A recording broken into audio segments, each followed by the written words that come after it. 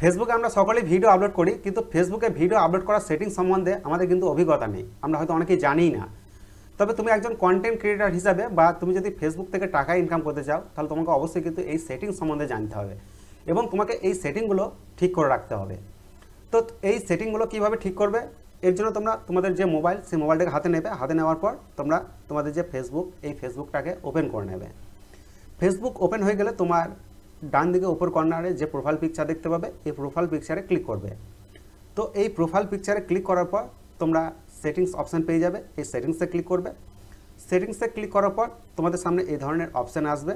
তো একটু নিচের দিকে স্ক্রল করে আসবে এবং খুঁজে বের করবে মিডিয়া কোথায় আছে। তো মিডিয়াতে ক্লিক করবে। মিডিয়াতে ক্লিক করার পর প্রথমেই দেখো ভিডিও কোয়ালিটি। তো প্রথম যে অপশান রয়েছে অপটিমাইজ, তোমাকে এই অপটিমাইজে টিক মার্ক দিতে হবে। এরপর আছে দেখো on mobile data and wifi. তো তোমাকে এই অন মোবাইল ডাটা এবং ওয়াইফাই এই অপশানে টিক মার্ক দিতে হবে। তো এরপর নিচের দিকে একটু স্ক্রল করে আসবে। তুমি যদি চাও তাহলে always share reels to stories, এই অপশানটা টিক মার্ক দিতে পারো। আর তারপর রয়েছে always share video to stories. তো আমি এই দুটো অপশানকেই টিক মার্ক দিয়ে দিয়েছি। এই দুটো অপশান কী হবে, তুমি যখন কোনো ভিডিও আপলোড করবে, রিলস ভিডিও হোক বা লং ভিডিও হোক, সেটা থেকে কিছুটা অংশ তোমার স্টোরিতে শেয়ার হবে। তো একটু নিচের দিকে স্ক্রল করে চলে আসবে, দেখবে একটি মোস্ট পপুলার সেটিংস রয়েছে অটোমেটিক এবি টেস্টিং। এটা কিন্তু ডিসেবল রয়েছে, এটাকে কিন্তু এনেবেল করে দিতে হবে, এনেবেল অটো এবি টেস্টিং।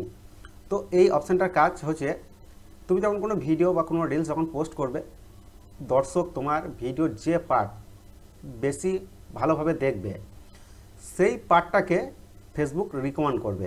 তো এই হলো 3-4টি সেটিং। এই সেটিংগুলো যদি তুমি করে রাখো, তাহলে তোমার ভিডিওতে আশা করি ভিউ আসবে। তো বন্ধুরা, ভিডিওটা যদি ভালো লাগে তাহলে অবশ্যই ভিডিওতে লাইক করবে।